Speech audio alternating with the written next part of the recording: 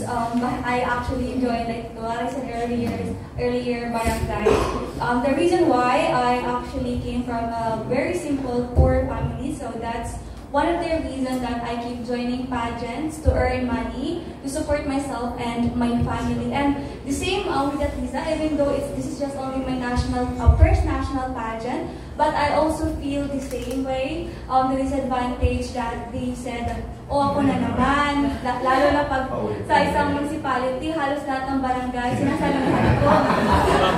Kasi pwede naman. So yun. Agad pwede. Yes. I need money, so the title is also just like a bonus na lang sa akin. Kasi yung gusto ko lang din yung pera to support myself and my family. So that's the disadvantage also if you are like not famous in the national stage, but in my province, yeah.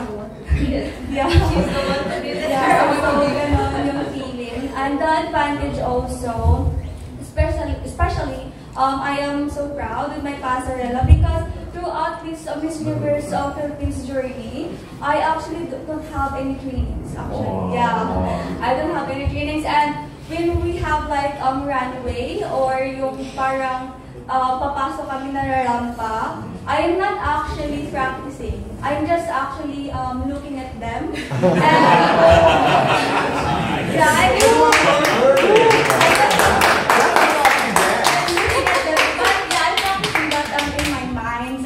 I'm practicing what my steps or routine that I need to do since like hasang-hasa ko na yung sarili ko, lalo na sa pasarela. So yeah, and the negative or the downside of this joining a lot of pageants is that people think that, especially if you actually lose on the other pageant, so they will think na, oh, I'm sure na matatalo to, ganon. And so that's actually like, it will make me sad and mawawala yung confidence ko. But also, there's an advantage. And people, especially right now, in my province, actually, I am from Surigao del Sur and represented Siargao in my fatherland. So, sa tinitirahan ko ngayon, ako lang talaga yung first ever candidate na nakasali ng Miss Universe Philippines.